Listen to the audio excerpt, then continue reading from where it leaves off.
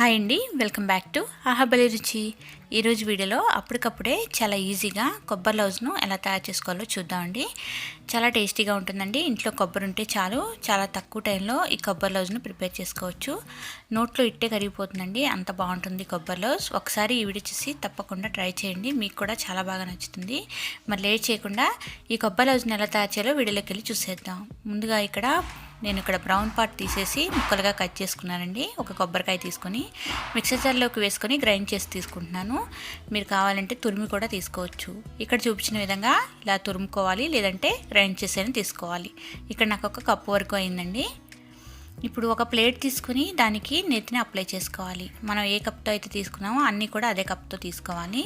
ఇప్పుడు ఈ ప్లేట్ని పక్కన పెట్టుకొని స్టవ్ ఆన్ చేసి ప్యాన్లోకి తురుముకున్న కొబ్బరిని వేసుకోవాలి. దీనిలోకి పావు కప్పు వరకు పాలను కూడా వేసుకొని బాగా కలుపుతూ మిక్స్ చేస్తూ ఒక 5 నిమిషాల పాటు దగ్గర పడేంత వరకు ఉడకనివ్వాలి. చక్కగా ఇలా మిక్స్ చేస్తూనే ఉండాలండి, లేదంటే అడుగంటుతుంది.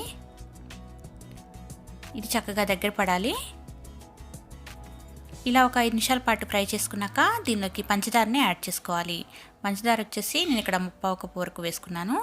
మీరు కావాలంటే కొంచెం తగ్గించి వేసుకోవచ్చండి, అరకప్పు వరకు కూడా వేసుకోవచ్చు. తినే షుగర్ని బట్టి చూసి యాడ్ చేసుకోండి.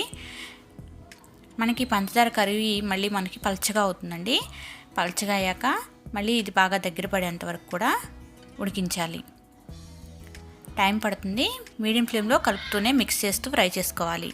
దీనిలో 1 టీ స్పూన్ వరకు నెయ్యి, యాలకుల పొడి 1 టీ స్పూన్ వరకు వేసుకొని బాగా కలుపుతూ మళ్ళీ దగ్గర పడేంత వరకు కూడా ఇలాగే చేసుకోవాలి. మీడియం ఫ్లేమ్లో పెట్టి కానీ లో ఫ్లేమ్లో పెట్టి కానీ చేసుకోవాలి. ఇది అలాగే వదిలేయకూడదండి, కంటిన్యూస్గా తిప్పుతూనే చేసుకోవాలి, లేదంటే అడుగంటుతుంది కొబ్బరి. ఇది చక్కగా ప్యాన్ నుంచి ఇలా సపరేట్ అవుతున్నప్పుడు చూసారు కదా, ఇక్కడ ఉండలాగా అవుతుంది. ఇలా అవుతుంటే స్టవ్ ఆఫ్ చేసేసుకోవాలండి. స్టవ్ ఆఫ్ చేసేసుకొని నెయ్యి రాసుకున్న ప్లేట్లోకి ట్రాన్స్ఫర్ చేసేసుకోవాలి. ఇలా మొత్తం వేసేసుకోవాలి. వేసుకున్నాక దీన్ని మీకు మంచిగా ఈవెన్గా స్ప్రెడ్ చేసుకోవాలి అన్ని వైపులా కూడా. నచ్చిన షేప్లో ముక్కలుగా కట్ చేసుకోవచ్చు తర్వాత చల్లారాక. ఇలా ఈవెన్గా స్ప్రెడ్ చేసుకున్నాక దీనిపైన ఘాట్లు పెట్టుకోవాలి. మీరు కొంచెం పెద్ద సైజు కావాలంటే పెద్ద సైజు, లేదంటే చిన్న సైజు ముక్కలు కావాలంటే చిన్న సైజుగా కట్ చేసుకోవచ్చు. నేను ఇక్కడ ఈ సైజు ముక్కలుగా కట్ చేసి తీసుకుంటున్నాను.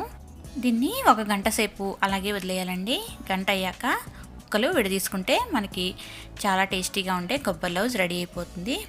ఇంట్లో కొబ్బరి ఉన్నప్పుడు ఈసారి తప్పకుండా ట్రై చేయండి, మీకు కూడా చాలా బాగా నచ్చుతుంది. పిల్లలు కూడా చాలా ఇష్టంగా తింటారండి. మీకు ఈ రెసిపీ నచ్చినట్లయితే లైక్ చేయండి, షేర్ చేయండి, కామెంట్ చేయండి. మరిన్ని వెరైటీ అండ్ టేస్టీ రెసిపీస్ కోసం మన ఛానల్ వెంటనే సబ్స్క్రైబ్ చేసుకోండి. Thank you for watching.